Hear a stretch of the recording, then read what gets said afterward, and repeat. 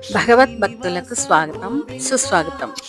హైదరాబాద్ నగరంలో మదీనాగూడలో ఉన్న వెంకటేశ్వర స్వామి ఆలయానికి వెళ్ళాము. కార్తీక మాసంలో ఇక్కడ పవిత్రోత్సవాలు బాగా చేస్తారని తెలిసింది. చూసొద్దామని వెళ్ళాము. అది మీతో కూడా షేర్ చేద్దామని మీకు ఈ వీడియో పోస్ట్ చేస్తున్నాను. ఇది గుడికి ముఖద్వారము. ఇక్కడ మనము ఎంటర్ అయిన తర్వాత లోపల ఎడం వైపు ఆంజనేయ స్వామి గుడి ఉంటుంది, కుడివైపు విఘ్నేశ్వర స్వామి గుడి ఉంటుంది. ఇక్కడ పూజలు అన్ని చక్కగా నిర్వర్తిస్తూ ఉంటారు. ఇక్కడ పైన వెంకటేశ్వర స్వామి గుడి ఉంటుంది. ఇదే మెయిన్ గుడి అన్నమాట. ఇక్కడ ఇంకొక ద్వారం ఉంటుంది వెనక వైపు. ఈ ద్వారం పక్కగా ఔదంబరి వృక్షం ఉంది. ఇక్కడ ఈ గుడిలో ఈ ఔదంబరి వృక్షం కింద కూర్చొని మనము ఆ శ్వాసను తీసుకోవడం వల్ల, గాలి పీల్చడం వల్ల మన ఊపిరితిత్తులు ఆరోగ్యంగా ఉంటాయి. అందుకనే గుడిలలో ఔదంబరి వృక్షము, బిల్వ వృక్షము పెడుతూ ఉంటారు. గుళ్ళలో ఆచరించే ఆచార వ్యవహారాలు, క్రమశిక్షణ అంతా మన ఆరోగ్యం కోసమే. అవన్నీ ఆచరించటం వల్ల మనం సంపూర్ణ ఆరోగ్యంతో ఉంటాము. ఈ గుడిలో ఇంకా ఎన్నో విశేషాలు ఉన్నాయి. ఇక్కడ శ్రీనివాస కళ్యాణము ఒక చిత్రపటం దర్శనమిస్తుంది.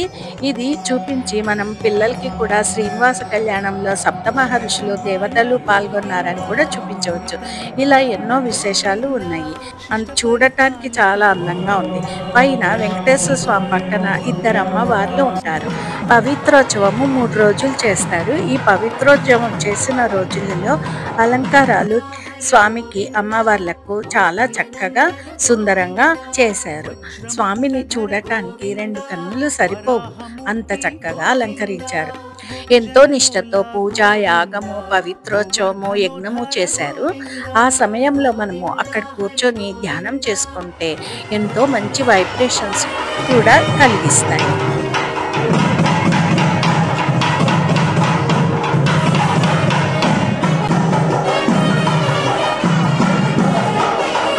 పవిత్రోత్సవ వేడుకలు, యజ్ఞము, హోమము చాలా నిష్టగా, చాలా శుభ్రంగా, చాలా బాగా చేశారు. ఈ గుడిలో ఇంకా గోశాల కూడా ఉన్నది. మనం ఏదైనా డొనేషన్ ఇవ్వాలనుకుంటే గోశాలకు ఇక్కడ ఇవ్వచ్చు. అంత సద్వినియోగం చేస్తూ ఉన్నారు. ఈ గుడి చాలా బాగుంది. మీకు ఎవరికైనా నచ్చితే నలుగురికి షేర్ చేయండి, మీరు దర్శించుకోండి. ధన్యవాదాలు మిత్రులారా. సర్వేజన సుఖినో భవంతు.